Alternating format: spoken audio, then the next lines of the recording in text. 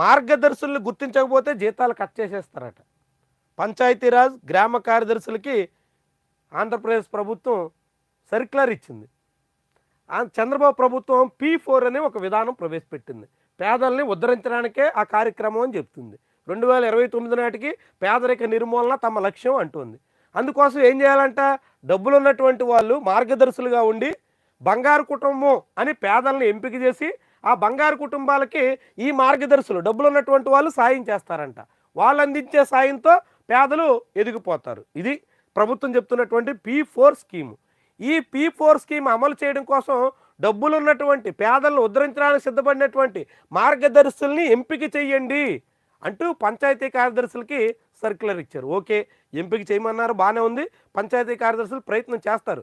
కానీ మీరు ఎంపిక చేయకపోతే, మార్గదర్శుల్ని మీరు సంపాదించలేకపోతే, మార్గదర్శుల్ని మీరు సమీకరించలేకపోతే మీ జీతాలు కట్ చేస్తాం అంటూ కార్యదర్శి పేరుతో సర్క్యులర్ ఇవ్వడం ఎంత విడ్డూరంగా ఉందో చూడండి. మార్గదర్శులు ఎవరు? డబ్బులు ఉన్నటువంటి వాళ్ళు, పేదలకు సహాయం చేయడానికి సిద్ధపడినటువంటి వాళ్ళు వాళ్ళకి రావాలే కానీ వీళ్ళు అధికారులు వెళ్ళి మీ మీద ఒత్తిడి తెచ్చి మీకు బాగా ఆస్తుంది కాబట్టి మీరు వచ్చి 2 బంగారు కుటుంబాలను దత్తత తీసుకోండి, మీరు వచ్చి 10 బంగారు కుటుంబాలకు సాయం చేయండి అని చెప్తే వింటారా? అట్లయితే చేస్తారా? అదేనా P4 విధానం? అలా చేయలేకపోతే సిబ్బంది జీతాలు ఆపేస్తారా? ఇదెక్కడ విస్మయకర, విడ్డూరకరమైనటువంటి విచిత్రమైనటువంటి ఆదేశాలు. చంద్రబాబు ప్రభుత్వ తీరు ఏ మాదిరి ఉందో చూడండి. ఆ రోజు మెగా కంపెనీ కృష్ణారెడ్డిని వాళ్ళని తీసుకొచ్చి వీళ్ళు చాలా ఉద్ధరిస్తారు అంటూ చెప్పారు. గ్రీన్కో అనిల్ని కూడా తీసుకొచ్చారు.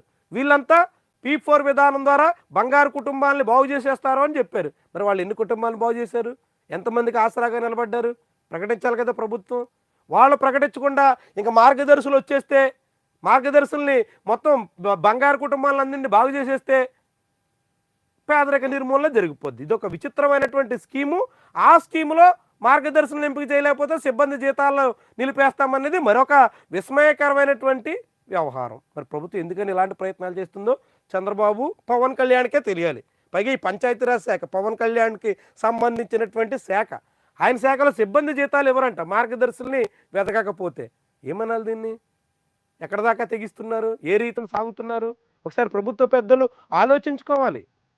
ఇవి ఈరోజు ముఖ్యమైనటువంటి కథనాలు.